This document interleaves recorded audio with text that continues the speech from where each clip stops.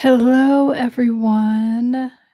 Happy Sunday. Happy Soothing Sunday. Welcome to Soothing Sundays. I'll just wait a minute for you guys to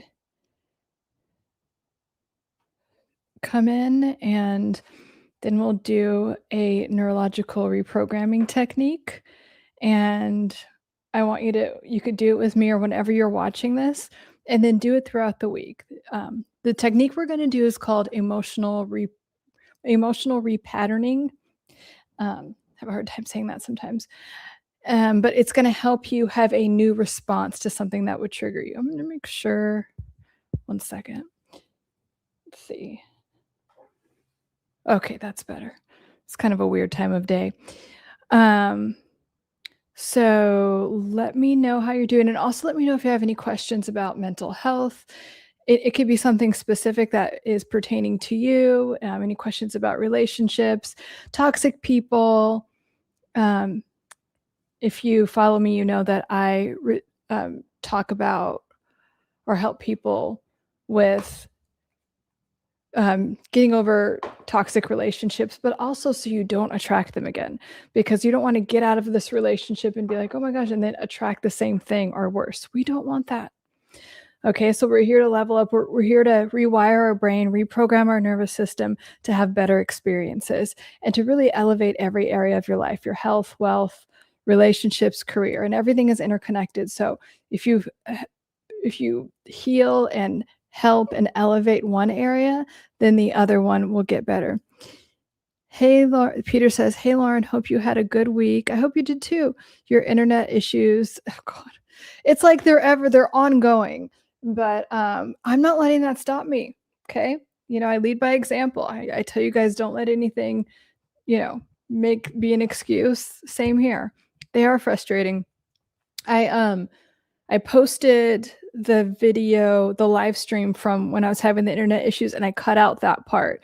So it's, more, because there was a lot of, you guys asked some great questions in that. I just wanted to edit that out because it was so annoying.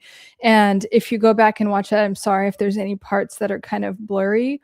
I'm doing my best with the internet. It's just weird. And then I also realized that I have something on my Windows that kind of like blocks the internet signal for whatever reason. So we're working through it. We're working through it. And I was going to do, what's it called? Starlink. And they said that wouldn't be helpful. And I was like, oh man, I thought Starlink would be the problem, the issue to fix my problems, but no, but that's okay. We're going to make it work. So we'll get started on this week's neurological reprogramming tool. I want you guys to use it all week. And then after that, I'm going to answer your questions. I have a few from just the week that are from DMs and comments. So I'll answer those, but please let me know if you have any questions, okay? So we're going to get started with the neurological reprogramming technique. It's called emotional repatterning. And what it's going to do is something that you have a lot of charge around. You're triggered by, you have a lot of energy around in a negative way. So something brings up a lot of fear, right? That's why I'm doing it today, because a lot of us get Sunday scaries. So we're going to take an issue that brings up a lot of fear, that we have a negative charge around, that we want to lessen, okay? Decrease. So I want you to breathe deeply first. Just take a few breaths right now. You can close your eyes if you want to, but start to breathe deeply. And we're going to do that for just a few seconds.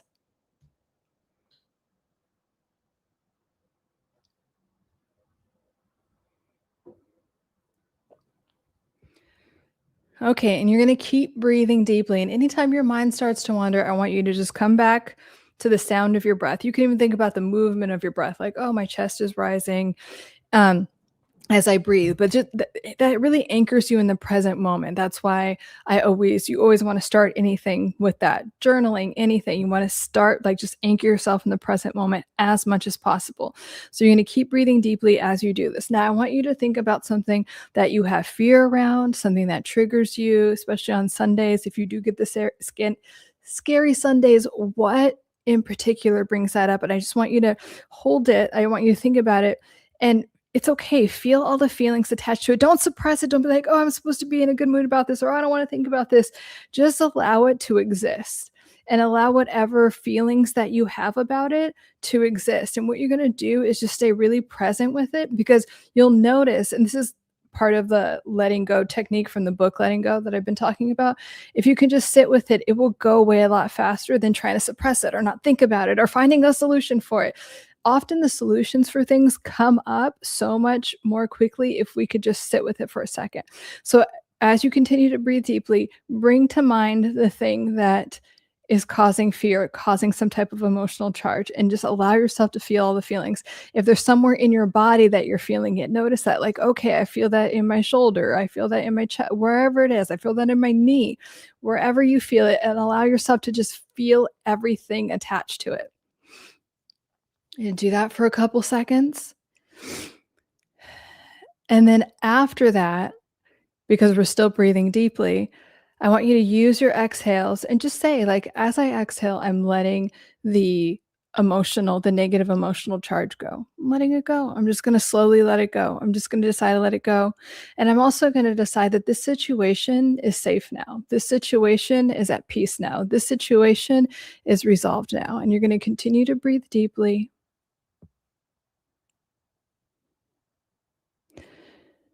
And then as you exhale, you're going to decide to have a new belief about this. Now, this is the part that it gets kind of tricky. You're going to decide you're going to have a new belief in this. And and also when you are feeling it in your body, if you do, that's actually really great awareness.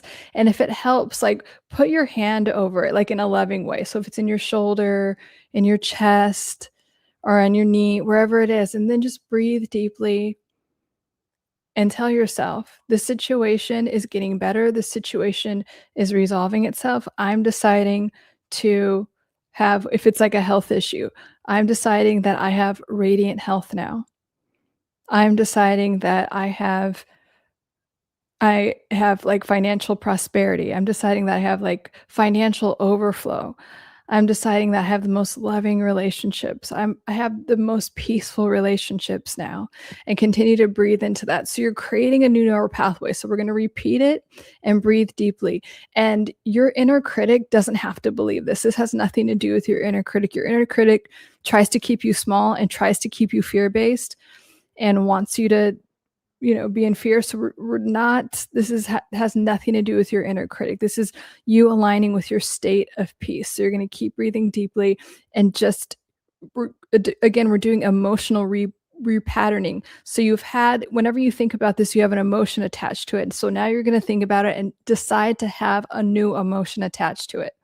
It sounds very simple, and because it is and it works, but we have to kind of have like the discipline to do it. It's kind of like when you go to the gym, you're like, okay, you have to do these 5 reps of 10 or whatever it is. And it's like, okay, it's like, oh my God, you get to 2 and you're like, I don't want to do it. So we're just going to finish. We're going to get to those 5 reps, right? And so I want you to, whatever it is, keep holding it in your mind, acknowledge where you're feeling it in your body, and tell yourself, I am safe. The situation is safe. The situation is very peaceful now. The situation is very joyously abundant. The situation is very lucrative. The situation, I'm very healthy. I'm just in this very loving, peaceful relationship. Everything at work is amazing and thriving. And, everything that wasn't going right at work just fell off. And now everything that it needs to come into play, it just fell into place. Okay, because whatever we give energy to, we create in our lives. Like, your mind is really that powerful.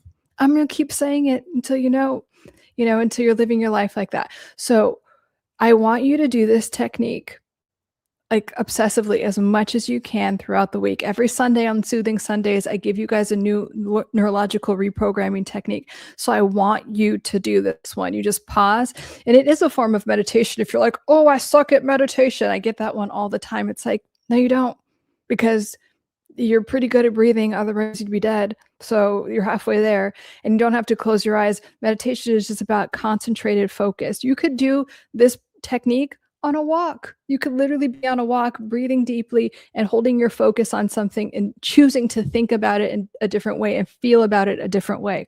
That's all it is. But you're just really getting laser focused with your energy. The word laser, think about what the word laser focus means. It's a light. Light that is concentrated so much that it's changed, that's able to like change the form of something. Isn't that amazing? So that's what you're doing with your energy. You're focusing it and you're concentrating it so much that you're changing the environment. You're changing something around you, right? Okay, so promise me you're going to do that for the whole week. Okay? You can do that anywhere. You could do that in your car. You could do that, for 10 minutes if you're taking a break from answering emails. There's no excuse to not do it. And make a thing on your phone, a reminder on your phone throughout the day to do it. So it's like, oh yeah, you could just snap right into it and be like, okay, I'm going to do this for 3 minutes. Okay, there you go. Now you know how to meditate and you could do it any time of day. Let's see. I have been struggling, Women of God United. Hi. I've been struggling with triggers so terribly lately. I need tools. Oh, well, you are in the right place because all of my content is about neurological reprogramming tools to rewire your brain and reprogram your nervous system to not let triggers affect you. Triggers can be there, but we want to react to them differently because how we react to our environment shapes it and it shapes our life. And so and I mean, this is one of my favorite things that, especially in my private practice, when I have a client be like, oh my God, that used to trigger the shit out of me. And now I don't, it's like I'm getting chills. Like it's such a liberating moment, right? Because you don't want to be, people think they want to be happy and you want to be free. You want to be free. You don't want to be imprisoned by any of your triggers. So you're in the right place, Woman of God United. I love it. You feel it in your chest. Okay, good. That's good awareness that you feel it in your chest. So sometimes when we feel things in our chest, and this is somatic psychology, when we feel things in our chest, that could be grief, that could be anxiety, that could be like a sense of, this is under grief, of like longing for something. It could feel like that you have too much responsibility. So a lot of like, and I could do a whole thing about somatic psychology, but where you feel things in your body often correlates with a belief, a false belief, or some form of anxiety that is around that. Like knees are about fear of moving forward. Lungs, which you often feel in your chest, is about grief. But the heart can be anxiety or longing or heartbreak. It's really interesting. The eyes, like, or if you have a headache or anything, it could be about not wanting to see something that's there. It's fascinating. So yeah, if you're feeling it in your chest, it could be one of those things, Woman of God United. I'm choosing to believe for restoration of my relationship with my son. That is a beautiful intention and shift in belief. I love that. And so feel into that. Like, what does that restored relationship look like? How does it feel? Is it peaceful? How do you guys communicate? I've had so many clients where I'm like, you know what? I just want you to don't even call them, right? Just stay in your lane and like focus on what that looks like. And then all of a sudden, magically, and it's like you just shifted your energy and it's felt. That person calls or reaches out and it's like, okay, let's mend this or whatever. And it's just, it feels miraculous, and it is, but it's your energy deciding to align with like peace, like these higher energy states of peace and love and God consciousness. So I think that that's wonderful, like choosing that, feeling into that. And when you feel that in your heart, like how does it feel? So heartwarming, to have that restored relationship. It feels like pure love. That's what it feels like, right? So feeling into that, I love that. I just started following you earlier. Oh, hello. Well, it's nice to meet you, Woman of God. Maybe I should stop reaching out to him to say I love you. I just worry he's around so much manipulation. And that's a fair thing to worry about. And I'm assuming from, your handle, Woman of God, that you have a certain type of faith, that you believe in God and can trust. And so this is like when we have the biggest, and I say this a lot in my content, the biggest crises we have are like like when we really feel in the depths of despair. That is an invitation to lean into whatever you call your higher power, God, source, universe, it doesn't matter. So can you hand this over to God and then just trust that it's being taken care of and that he won't run into manipulation. And I know this comes from a protective place and wanting the best for him. And, but yeah, maybe just not reaching out as much, because a lot of times that does make us repel, right? For whatever reason, we all have our different reasons. Every dynamic is a little different. But what if you put this in God's hands more and just be like, okay, God already knows the situation, first of all. So it's kind of like, you know, the situation, fear and resistance and worry is like the opposite of God. Like I believe that God doesn't want us to worry. I think lower energy wants us to be in fear-based states so we can be controlled. So if you can say, "Hey, I don't want to be in a fear-based state around around any area of my life, but around my relationship with my son, can you help me? Can you take over this situation, God, and just show me what to do?" And like I've done that so much in my life. God, universe, whatever. I'm like, you know what? You just take over. You just take over, because I've tried my way, and it's been stressful, and it's a lot of energy, and I'm tired. So let me know how that resonates with you, Woman of God United. I need to try. It's so hard to have faith in the storms. But that, yeah, and that's what like, that is how you strengthen your alignment with whatever, even if it's just like a quantum physics thing. Like people are like, "Oh, I'm science-based." Great. I mean, it's been proven in science. It's like, it's all the same stuff. That's why I always pass people, like if they have a religious orientation or a spiritual orientation, or if they're science-based, it all leads to the same thing. You know, I'm happy to tell you. So can you, it is hard, but what if I told you it isn't? And I know that you know that. Like if you have any type of faith, your ego, your inner critic that has been trying to control everything and wants to control your son and wants to, is telling you you have to be in control of it. Well, that's saying that you're, you know, God. And, you know, and like I do think that we all have God consciousness in us, but like your son has a higher power and it's not you. Everyone, like you can't really control anyone, but you can have faith that everything's supposed to work out. And when you can release that, everything falls into place. And Woman of God, I've talked, I think you would like this book, Letting Go. It's a book called Letting Go by David R. Hawkins. I talk about it a lot because I really like it. And when I first get a client, or if people are like, "Hey, I'd like to work with you, but it's out of my price range right now," or whatever, I always say start with that book. Because even if, you know, because I have a lot of clients and people that watch my videos and they're like, boom, I got that, you know, multi-million dollar idea. And like, now you have more money than me, which is great. But like, you know, if you focus on what you want and like improving yourself, everything just gets better. That's how it goes. Every area of your life gets better.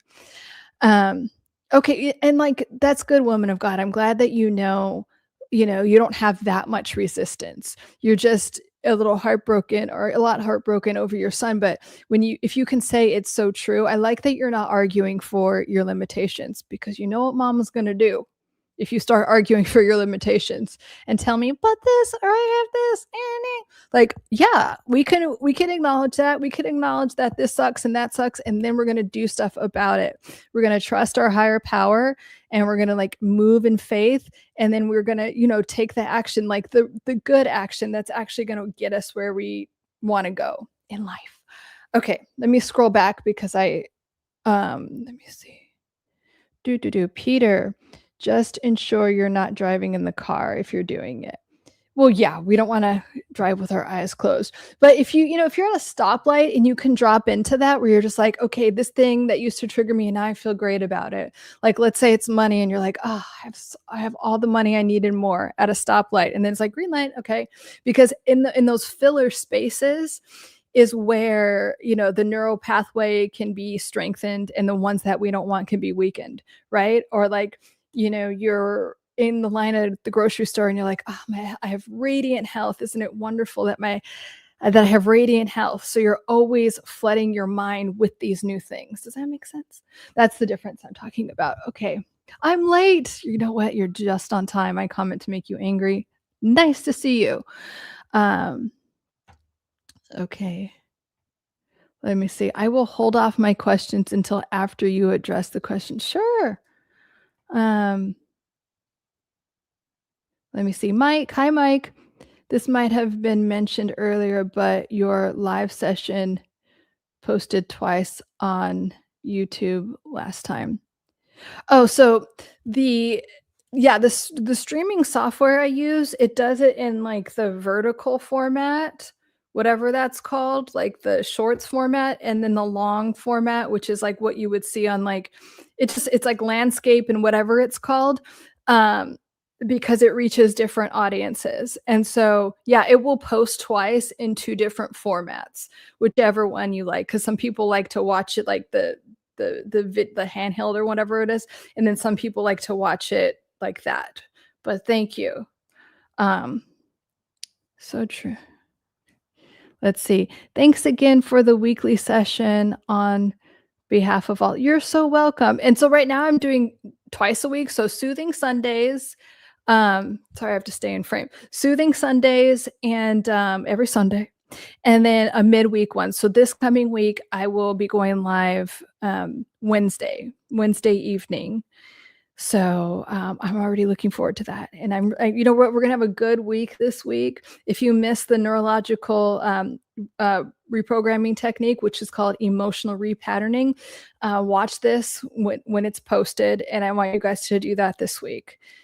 Let's see. Thank you so much for this help. You're so welcome. That's what I'm here for. And I've made the decision that I'm going to start a school community.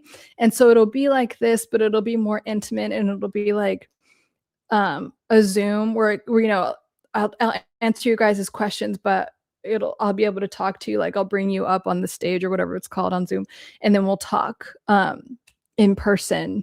So I'm just putting that together. So I just want these different levels of like, this is available, and then the school community will just have like some more features that I'm adding to that. And then like, you know, if you want to take one of my courses or work with me one-on-one, I want all these options for you. You have no excuse to not be the best version of yourself. But that's my mission in life. And I just want to help you guys in as often or as much as I can. Let me go to the questions, and then let's see. Okay, do narcissists believe their lies? And this is so infuriating to so many, because they, you know, they'll gaslight you, and it's like, you can't possibly believe that. You can't possibly and it's a form of gaslighting. And here's the thing.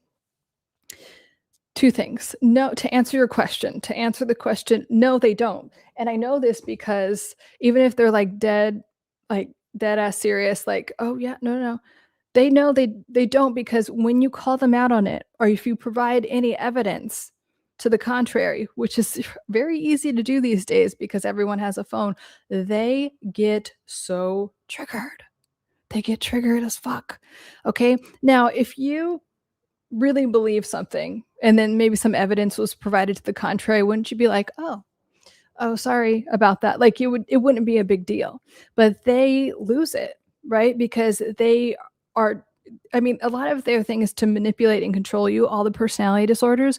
So if you provide some type of thing where they can't manipulate or control you, or one of their tactics isn't working, they don't like that. It's called narcissistic annihilation. And like, it literally feels like they're going to die and their world is crumbling because one, they're embarrassed. Two, they can't control and manipulate you. And three, most importantly, you are calling them out and they don't like taking accountability. They will avoid anything to take accountability. So yes, the truth is that they know what they're doing. And then I made a video about this, you guys. Oh my gosh. Now I'm going to vent. I made a video about narcissistic delusion, which I kind of think is hilarious, like of all the tactics that they use. And what they do is they exaggerate something about themselves.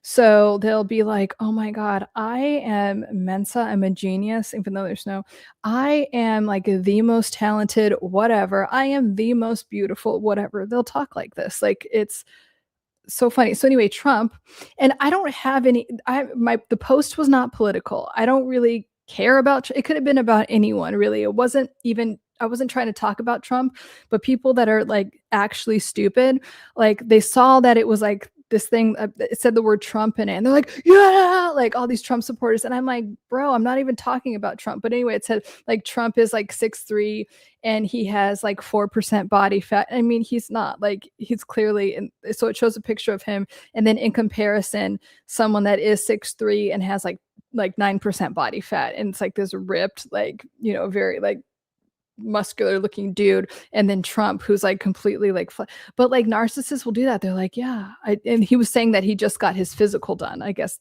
Trump was saying that, and he's like, oh my god, I'm just like amazingly healthy. So anyway, narcissists do that. My point is to like educate you and let you know that this is common, and you don't have to like get so frustrated and lose your mind over it. And like, just like most things, you could just look at them and be like, okay, if you think that that's true, sure. I just don't, your life force and your energy is so precious, so I don't want you to give it to toxicity like that, or like trying to prove them wrong.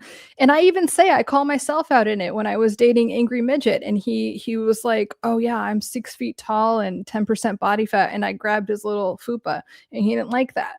Okay, now if he really thought he was 10% body fat, why would he wouldn't get triggered? So that happens. And yeah, and the cult mentality thing.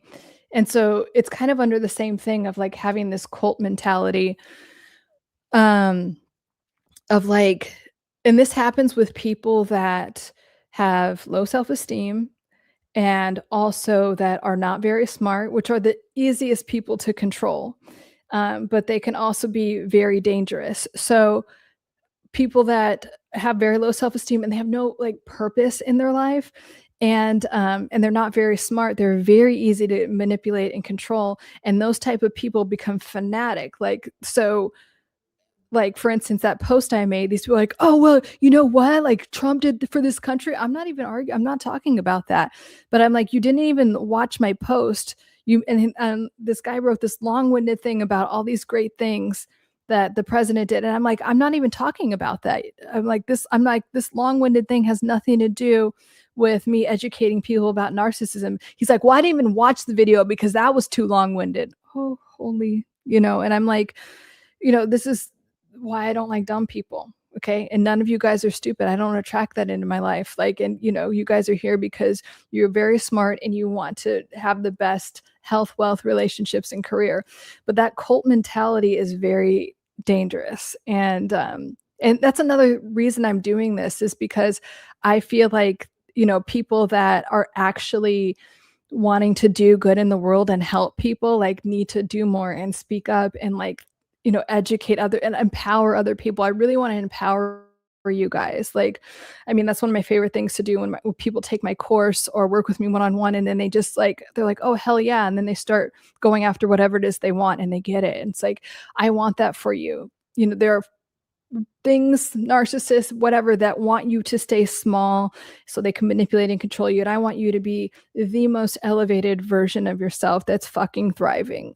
So, and we know what, we're just going to ignore the stupid people. We're going to ignore them. And then the more we focus on ourselves and become the best version of ourselves, then those people just kind of go away, right? Because then, we're the ones that are actually making a difference and doing good things in the world. And they're just, being dumb and going away. A comment to make you angry. Majority of people are wrong when they call someone out or lie. They're adults who still believe.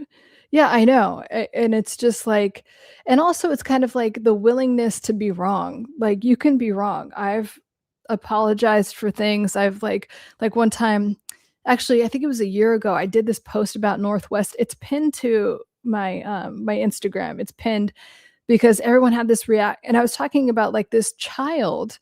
She's gonna be an angry like narcissist, and lo and behold, I need to do an update on that. But like, everyone was like, you said the word bitch, and I'm like, that's not even the point, but you're so wanting to defend the Kardashians who don't give a fuck about you. It's crazy. I lie. A lie isn't someone says something with intent to be deceitful and it has to be proven. Yeah. Okay. Calling someone a liar without evidence. I think in turn makes you a liar. Yeah. I mean, it's also like with narcissist, it's kind of like only my reality exists. Like that's it. So it's like being in a cult. It's like you have to follow my rules, you have to have my worldview, and otherwise that's it. Oh, and Peter, I'm done with there was only 2 questions. So if you want to drop your question, I'll answer it while I'm reading these comments. If you tell Johnny it's dinner time and Johnny says, Mom, I'm fighting a dragon, and is he lying? Well, I don't know. Johnny seems like a kid. I don't really know if I want to get into all that. Someone who says versus someone says they're doing their homework and they're playing video games. Yeah, I mean, it's different when kids are testing boundaries, but yeah. Oh my God, I have a family who would die for Trump. It's so cold. Like, yeah, that's what I'm saying. Like, are these people that like would die for Beyonce or anyone? Like, I mean, you could be a fan or whatever of someone and still like have your personal sovereignty, you know? But a lot of narcissists like attract cult like people. Why? Because they have this sense of confidence. Like if you are, you know, ostensibly confident enough to be like, yes, everything I do is amazing and I'm amazing. And even though I look fat, I'm going to say I have 4% body fat. And like, if you know, if you even come off like you're believing your lies, like I'm telling you, confidence is a drug. It is a drug that humans love because people often don't have a lot of it. So if they could look at someone and they're like, oh, you can lead, like you're so confident and I feel safe around, like this false sense of safety. You know, we all want safety. So that false sense of confidence provides this like sense of like safety and belonging that a lot of people long for that they don't have in themselves. So they search for it in other people. I hate stupid people too. I mean, yeah, here's the thing about being dumb. It's lazy. It's just lazy, you know? So it's kind of like you have the ability to take time, especially the internet exists. You don't even need to read a book. Like you can listen to a podcast. You can do all these things to expand your mind instead of saying so myopic and, you know, deciding to just have like one little worldview and then get angry at everyone that doesn't agree with you. And then, but, and also allow yourself to be brainwashed. Like, think about it, you know, like, are you just going to just go along with whatever anyone says? Or are you going to think, use your critical thinking skills? That's just, yes, woman of God, and charisma too, especially with, um, you know, if you're dealing with toxic people like one-on-one and they're pulling you in that love bombing stage, which is called the idealization stage in psychology, that charisma feels like so good and it feels like, oh my God, this person that's so charismatic likes me and like sees all these things in me, and they really don't. They're just saying what they need to say. They're becoming the person that you want them to be.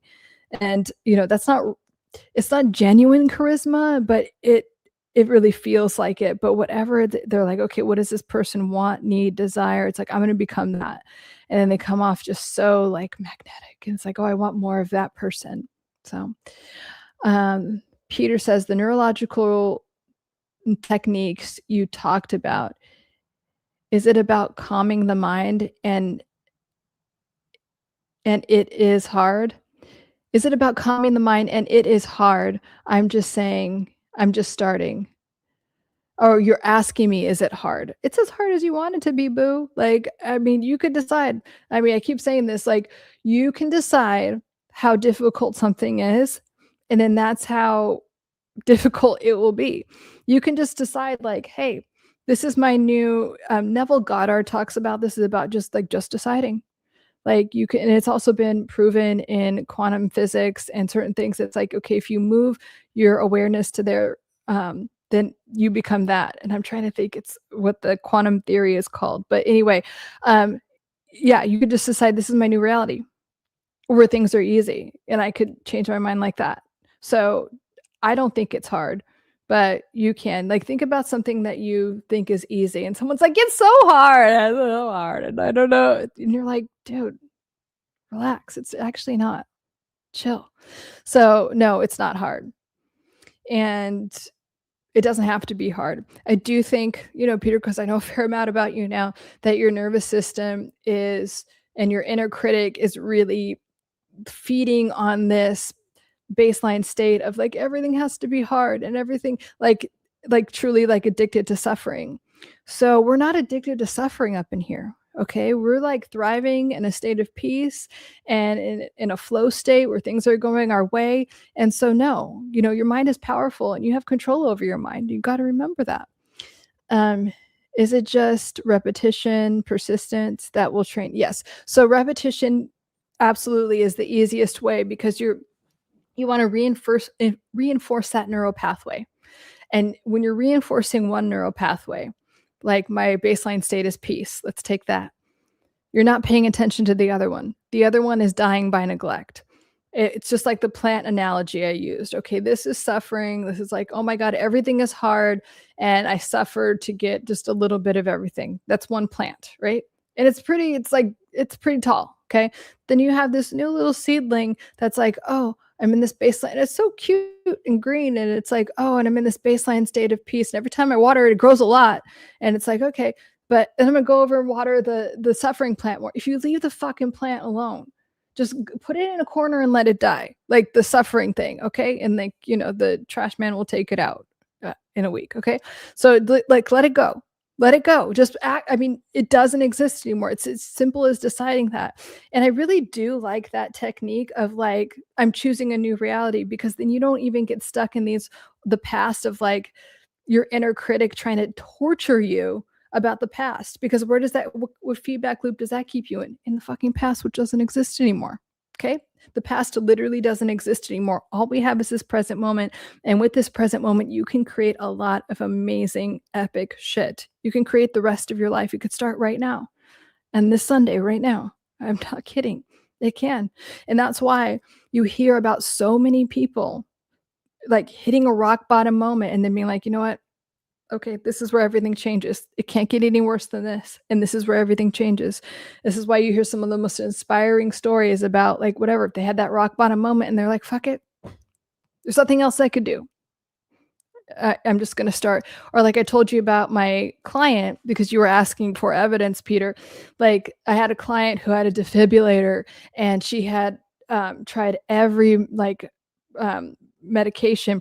prescription medication to sleep, and alcohol and weed. And she's like, there's no amount of prescriptions in alcohol or weed and like my health. Like I need to get over this sleep issue. And she's like, I finally understand that I have to just surrender. I have to let it go. I have to, one, she has like a spiritual, like give this to God. And then two, I know that I have the power of my mind. I just need help. I need someone to help me direct my mind the right way. Sure. Boom. Within 3 months, she had her defibrillator out.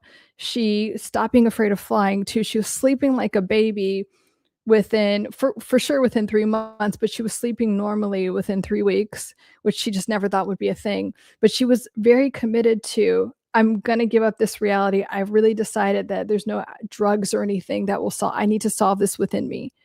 So it's really making that decision, Peter.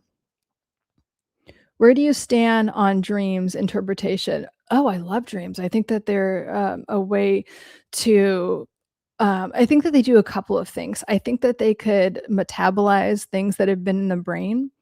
I also think that, and this is more on the like energetic, spiritual type of plane, especially if you're intuitive, I think that they could be informative.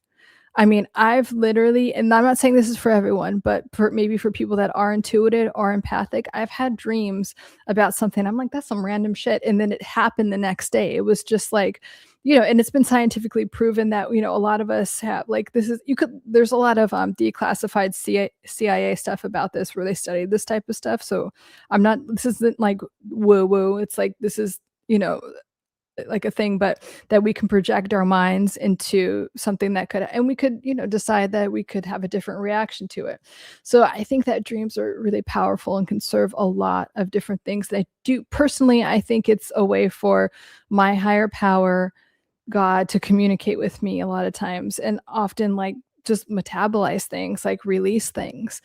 When I was doing all of my healing around narcissists and toxic, especially like toxic family members, a lot of that got metabolized in my dreams. Like I'd be like, I'm sorry, I'm not, I lovingly detach from you guys, which there will be a part of your healing if you have a toxic person or people in your life where you lovingly detach from it. Not like, fuck you, da da da, not like amputating. We're not amputating anything. We're lovingly detaching.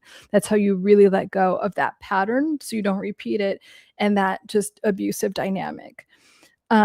So yeah, it depends. And then, I think with dream interpretation, if you had something specific, like if you had a specific question about or a dream that you had, you can let me know.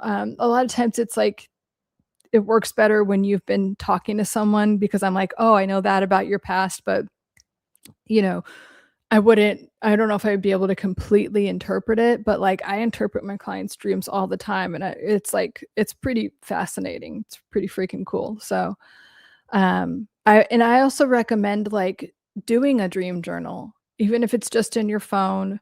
Um, I mean, I would rather you write it down so you're not exposing yourself to that light at night, but that blue light at night. But I think it's really important because I think it's teaching you, it's stuff in your subconscious mind. It's just teaching you stuff. It's anxiety, whatever. It's just trying to be metabolized. It's informative. Either way, it's informative. Grab a drink of water. I think I can mute this. Hold on. Mute.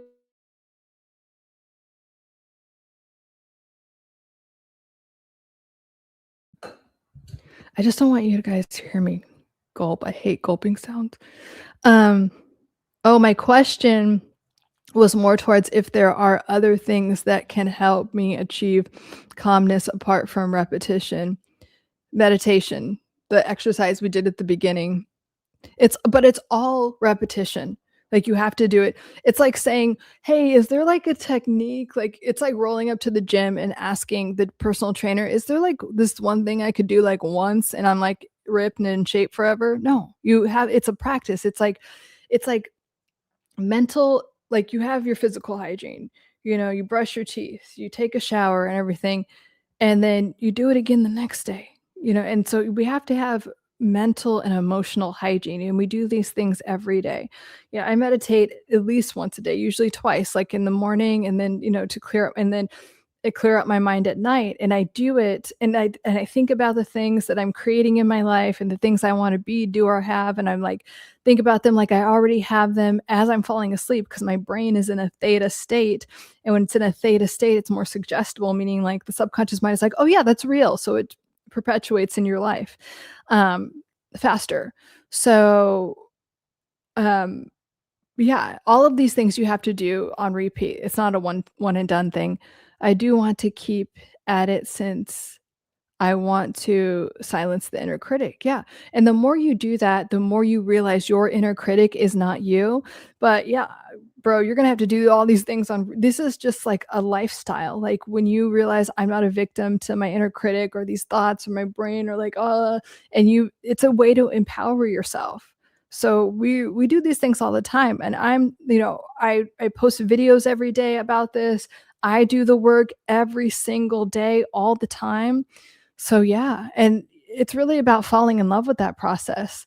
And for me, it really has aligned me deeper with my higher power and understanding what like God really is in my life, and that I could trust that, and that it like my mind is so powerful, but working with that higher, you know, vibration of energy, whatever you want to call it, God, love, consciousness, peace consciousness, it just heals everything, brings everything into alignment so much faster once you get out of this resistance. And like, at this point, Peter, it's just like just watch everything on my YouTube channel on repeat, especially because I have like a lot of shorts. On it, I have the most stuff here on YouTube. So and actually, I have a lot on TikTok that like with supplements that I recommend and certain products, but yeah, they're like supplements that are related to mental health, and then also like aging, like NMN, like I talked about before.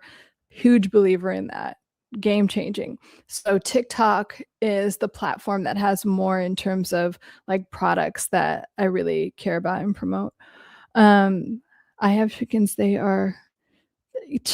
sound really good for your mental health to have chickens. I love all those. videos I see about people that have farms and stuff. I'm like, "Oh, it sounds amazing." Yes, I agree with dreams too, totally. I have a critical question, JMP says. Uh,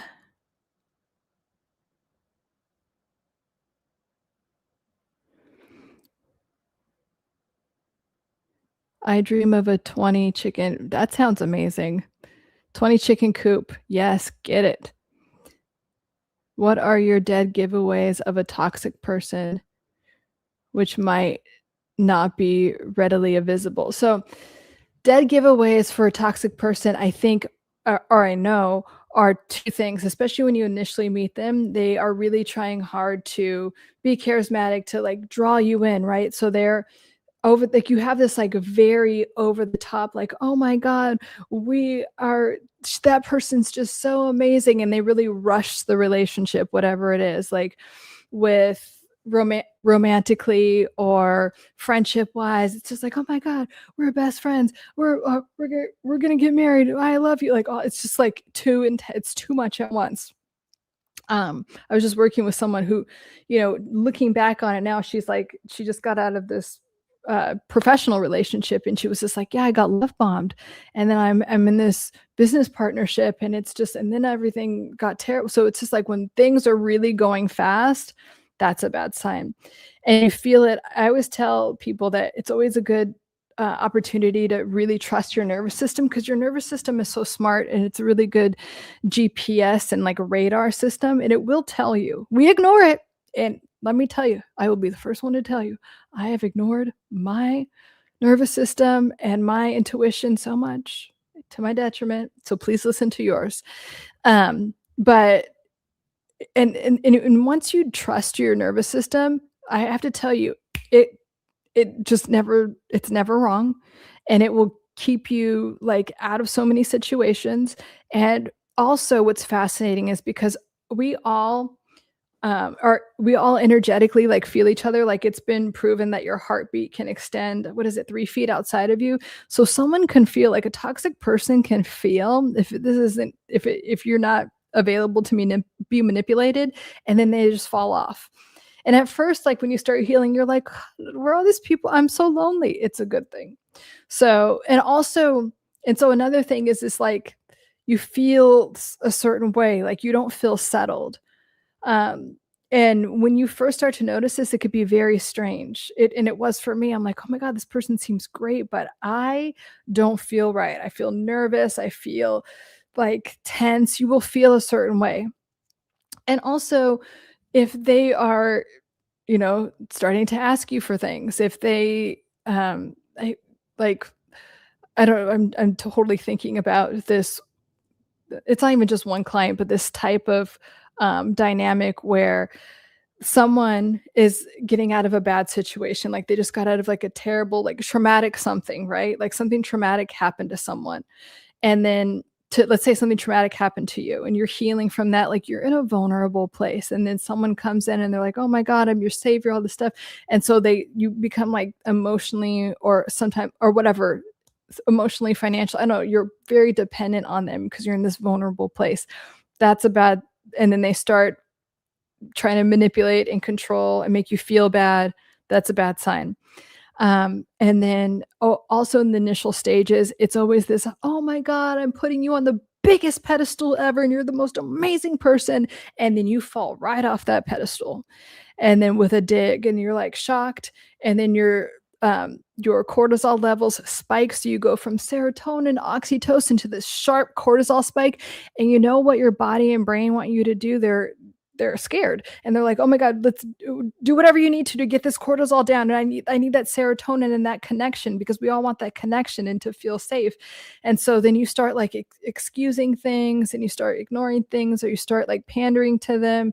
If you have any of that thing, that's another sign. And also, if you feel like you have to perform for them, yes, if you have some codependent stuff and, unworthiness stuff, you're going to feel like you have to overly give, but you also are probably attracting certain like people that are going to do that. So if you feel like I have to just give this person a gift, or I have to not in like a good way, like I want to court you, and not like a, because I do think like the masculine energy in a relationship should court and do all the, but it doesn't feel right. It feels like if I don't do this, this person is gonna like leave. It has a different feeling to it where it doesn't feel good and safe.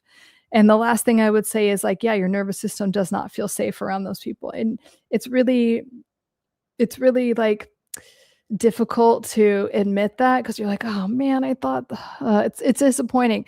Let yourself be disappointed for that 28 or 48 to whatever 72 hours. Like just let yourself be disappointed and move on, because I'd rather that than you being tortured by some person. Like these people with personality disorders are really like energetic parasites.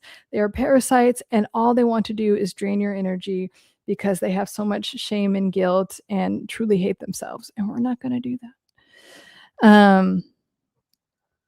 Okay, I comment to make you angry. Sorry. Dream journal, shadow work. Yeah, dream journal. And yeah, it can't, like dreams can show you parts of your shadow, like just unconscious stuff you don't want to look at. But it's all just trying to be metabolized. Like the brain is so smart in that way. JMP, how do you differentiate who is on your side?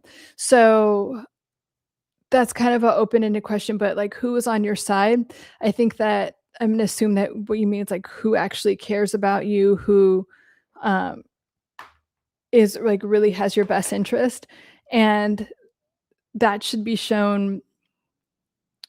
I mean, I kind of want you to comment a little bit more on like exactly what you mean. But when someone really cares about you, again, your nervous system is going to feel safe. When someone really cares about you, they will make time for you. If someone's like, "Oh, I'm busy," but when they need you, even if it's just to like text about something, then you need to be, there should be a reciprocity, a very like natural reciprocity. And what I mean by that is like sometimes in friendships, like you're down bad and you need help, right? And then sometimes you're in a better place and you could be more available for someone. That's still a healthy reciprocity. Now, if someone's always like, oh my God, and needing help, and that's not reciprocity, that's an energy vampire. So, but it should feel like safe and supportive. So, does that answer your question? Ew, comment to make you angry. You love gulping sounds. See, you're one of those people. You have the opposite of what I have. I have misophonia, which is like it's a neurodivergent thing where you get so triggered by like chewing and gulping. I'm like, oh, so but yeah, some people love it. Um, but and I say in JMP, I say this in a lot of my content. I only want you to give energy to people that actually love you and actually want the best for you and actually want to see you win and actually can be like supportive and loving or whatever, and provide a sense of safety and peace for your nervous system. Not like that everyone's going to do that perfectly all the time. No, we're not Nazis over here, but when someone is just an energy vampire or just is a taker versus someone that can really show up and love you. Okay. Mike, are there any rules of thumb to understand the dream? Mine always feel like a puzzle with multiple messages, even if it's just one dream. Write them down. No, there's no rule of thumb. There really is no rule of thumb. That's like what I don't like about 40 and psychology. I mean, I feel like it was a good start, like, but yeah, like I don't know, not everything that's whatever is phallic, and like not everything means something to. This is again why I like Jung, because he talks about symbols. Like there are certain archetypal symbols that are true for every generation, every culture, and every, you know, and you could just Google it, like Carl Jung and then symbols and archetypes. So that could help. And it's also just fascinating. I think it's fascinating anyway. So that could be a good place to start, but also like what that individually means to you. And what I love about this question, Mike, and you like asking and doing it is like you write this stuff down, and it's a way for you to get to know yourself better and what's in your subconscious mind, and metabolizing all that and bringing it into the consciousness, because then you have more self-awareness, and then you have more power. You're more empowered and you have more control over your mind. And so like, it's fun that it's or I think it's fun that it's all these different puzzle pieces and different messages, write them all down, and then just be curious about it. Like, if you wrote all those things down, like, just like you were, like a friend doing like, "What does that mean? What do you think that means?" Just be curious. Or like your little kid, "What does that mean? What do you think that means?" Just be curious about yourself because you don't really know. And I've had times where I've written things down, um, from a dream, and I'm like, "What the heck was that?" And then, like, even months later, it's like, "Oh, that's what was being processed." So that's why dream journals are so cool because you can look back on them, and sometimes months later, it just all ties together. But the brain is so freaking smart in doing its thing. It's fascinating. But yeah, there's no rule of thumb. Just having the awareness and processing it, I love. What are some what are one and done things, at least practices that don't need to have I that's what I'm just saying, there are like, there's no one and done things, and I feel like that's what the pharmaceutical industry tries to sell you, big pharma, like, there's no it's not it's I don't even wanna say it's, like, not easy, it's just like, do you like, if I said, "You know what? I don't wanna shower every day. Is there, like, something I could do, like, once, so I don't have to bathe every day?" No, and it feels good to bathe every day. So, I don't know anyone, and I would never, ever recommend any if someone tells you this is my opinion, if someone's like, "Oh, do this one and done thing and you'll be blah, blah," like, even if it's, like, hypnosis, right? If you do hypnosis, you still need to integrate that shit.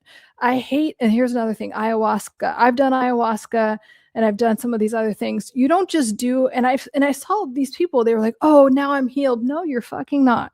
And you're gonna be here next month trying to do ayahuasca again, thinking that this ayahuasca is gonna heal you.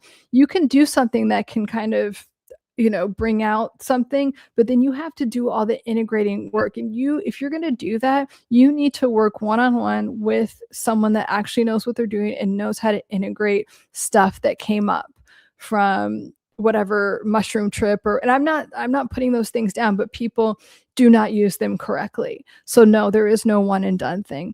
I've learned the hard way. I'm not trusting my gut. Yeah, I've learned the hard way too, Peter, to not trust my gut, even though I knew, like, I mean, I went to grad school. I know what the nervous system does. I have a background in neuroscience.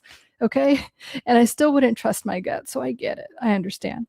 But now you get to trust your gut. And like, isn't that nice to know that you have this GPS, this like internal system in you that is just always leading you in the right direction? That's so cool. Part of my growth is towards that as well. Good call out. Yeah. Practice that this week too. I'll set more of an intention. Actually, let me write that down for next Soothing Sunday. But that can also be a intention to trust your gut. And we'll go over like more exercises, but that will save you so much time. I'm telling you. Even if it doesn't seem to make sense, it's like, you know what? Okay, I'm gonna trust my gut. Okay. And then if you have a sense of a higher power or God, whatever you call it, you could I'll just be like, you know what? Okay, God, through my nervous system, you are telling me red flag. I'm just going to trust. I don't get it. It's not making sense right now, but okay. Yes, I know firsthand. Jojo says, yes, I know firsthand what it is. It is having high cortisol levels, very unhealthy. Yes, we don't, we want to keep those down. If we have high cortisol levels, it is showing us that something needs to be modified. Our reaction, there's an opportunity to have a different relationship with something, a different pattern around something, or we need to stay away from whatever is causing that. Peter says, general question, is it worth it to understand a toxic person? Are toxic people capable? Why do you care if they're capable of change? So, I want you to watch more of my videos, especially I have a tab like in YouTube. It's not called a tab, it's called like a playlist of toxic like narcissists, like dealing with narcissists because the point of my work, I inform you about what's going on so you don't feel freaking crazy because that's how they want you to feel, and, like, they wanna offload all of the guilt and shame and everything onto you and make you think that everything is your fault. So, I educate you guys on what is actually going on, but there's like a slippery slope of like a lot of people just get obsessed with that. Like, that's why I don't really like Dr. Ramani's content, because I think, like, one, I think that she just makes shit up, like she just makes terms up, but it's to keep you like addicted, and you're already in a state of pain. If you're looking up stuff on the internet about how, like, narcissist or whatever, you're already in a painful position. And I do feel like people that do that kind of work where they just talk about like all these evil things that they do, it's keeping people in that pain feedback loop, which is great for her views and it's great for, I guess, her business, but it's not helpful. Okay, I want you guys to heal and recover and really thrive after this, not just be stuck. Like, I don't want to, like, and I always tell my clients this, we are not going to be having the same conversation in a month, like, certainly a year. Like, we're going to be talking about other, your problems are going to be like, oh my God, like, what color is my yacht going to be, or whatever you think, like, champagne problems are. Right. So in terms of that, like, no, I think if hey, I'm dealing with a narcissist, boom, we're done. Now I need you to focus on, why did I attract that? What wound do I have that's not healed that I could look at, where so I don't attract that again? And when you say, are they capable of change? I of course they're capable, but the thing is they typically don't want to, because being capable or changing requires accountability, and they do not like accountability. They get very angry with it. Of course they can. They physically and mentally, they're not like incapacitated. That's why when people say like, oh, it's genetic, it is absolutely personality disorders are not genetic. They're just a cluster of defense mechanisms that are trauma based. And so instead of looking at your trauma and doing your part, it's like, and again, it's so lazy. It's like, I'd rather offload all my shit on you and have you process it and then go to therapy. And then when you start to get better, I'm going to tell you that that therapist sucks, or that you're stupid and you're still unhealed, or and you'll always be unworthy. It's like this very toxic patterning. So I'd rather you not even care about that, like release the expectation or the question about that, because a lot, like, I would say 90% of the time, maybe 95% of the time, when I have a client or anyone ask me, like, are they capable of change? It's because you're still addicted to the love bombing phase, the idealization phase, and you want that person back. But I have to be honest with you, that person never really existed. They became whatever lie they needed to become to pull you in. That person doesn't exist. So I'd rather you completely work on yourself so you never attract anything like that again, because you deserve to be in a good, safe, loving, supportive relationship. Jojo says, if a woman tells me she doesn't want anything serious, only a sex thing, immediately I think so. I think it's an immediate red flag. And that's actually really masculine energy, like, to be that way. I'm not about that. Should I go with it or block her? I don't think that's gonna lead to anything good, personally. And I also think that, I mean, I know that, if you're a guy that's just like completely controlled by your lust and you need to like bang a bunch of chicks all the time, like, that's your red flag, but I feel like those type of men attract those type of women, and they, like, really toxic dynamics occur from that, along with like getting whatever type of STI, STD. But would you even be sexually attracted? And this is like an honest question. Like, would you be sexually attracted to a woman that's like making herself that available? That's like, here, just like, you know, trying to keep it, PG up in um up in YouTube land.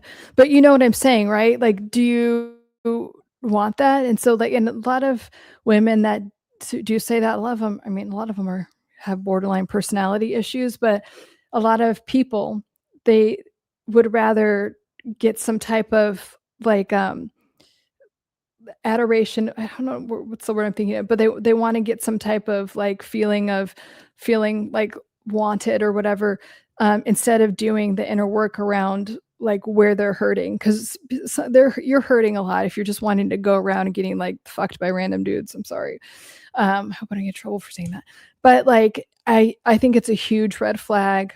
I don't think I think giving that energy is not what you want. I don't think that, I mean, that's not like a high quality person to me. Um, and do you want, and like also sex is an energy exchange. And yes, it doesn't have to be this like serious thing all the time. I'm not saying that, but it's still an energy exchange. So you might want to have sex with someone that you like respect and, you know, other things, and you're not worried about like getting something. I don't know. That's just my opinion. And it's like, I mean, it's not a big deal. Like, I'm not like putting that down about like being promiscuous or even like whatever. People get STDs. It's not that. It's just like energetically, that sounds very chaotic. And you do like share energy with people that you have sex with. And it's like, do you really want that? So, but to answer your question, yes, I would block her. And also, I would also decide I'm blocking that energy. I'm not available, because you could attract Jojo. You could just attract another woman and you'd be like, why do I keep attracting women like this? So it's more about I am deciding that I am only available for high quality women that look like this and this. And you could do one of my favorite exercises. I love this exercise. I love giving it to my clients, which is, what are my new standards? Okay. And it's springtime. This is like all about renewal and rebirth and like, you know, new beginnings, right? So write down, like seriously, get out your journal and take it very seriously. It's like, these are my new standards. And you list it in health, wealth, relationships, career, spirituality, or your relationship with God, universe. Like, what does that look like for me from now on? And I'm going to hope, Jojo, that in the relationship space, like, it's like I only give energy to high value women that are picky about who they have sex with or whatever, you know, that type of thing. How does that sound? A comment to make you angry. I made a habit to acknowledge a habit. I made it a habit, it acknowledge what was a positive nourishment and what was a negative. Yeah. It's like, is this contributing to my well being or is it not? It's that simple. Is this contributing to like where I want to go or not? With people, places, things, even the TV and like what you consume, like media wise. It's like, is this contributing to my well-being? Like, I will watch something that's funny and light, and it's like I like to laugh in the night sometimes, help me relax. But am I watching something dark like for hours? And no. I come to make you angry. If I can't answer these 4 questions daily, then yeah. Okay, Mike says, oh, it's super fun sometimes. It just seems it becomes another form of rumination if one spends all day trying to figure out what the fuck. Yeah, but you don't have to spend all day. That's what I'm saying. Like, if you have like a time um that's like in the morning, it could be 10 minutes. Write it down. You don't have to figure it all out, because that's impossible to just, you know, that's why I'm saying it will circle back to you, but just write it down so you're releasing it. And when you write something down, it's just there, and it's not in your mind all day. So it's kind of like, I'm just putting it there. I'll come back to it tomorrow. Hi, Tim. BK Advocates. Hit the like button. Oh, thank you. Tim, we've talked about this. What are you doing to not feel depressed and lonely? If you keep identifying that, that's what you're going to get, my dear. Thanks for answering my question. Oh yeah, you're so welcome. Thanks for asking it. I think that's, you know, especially when you're getting out of a toxic relationship and, you know, you have certain questions about, like, it's good to check yourself and good to like ask things, you know, and like the little bit that you talked about your last relationship, it's giving the same type of energy, right? Like, when people are overly promiscuous, they're looking for some type of validation that they're unwilling to provide for themselves, and it's a never-ending black hole. There's not enough, you know, you can't bang enough people to have that fulfilled. That's an inner work thing. And meanwhile, you're going to really damage your life and any of your relationships trying to do that. So, not so great.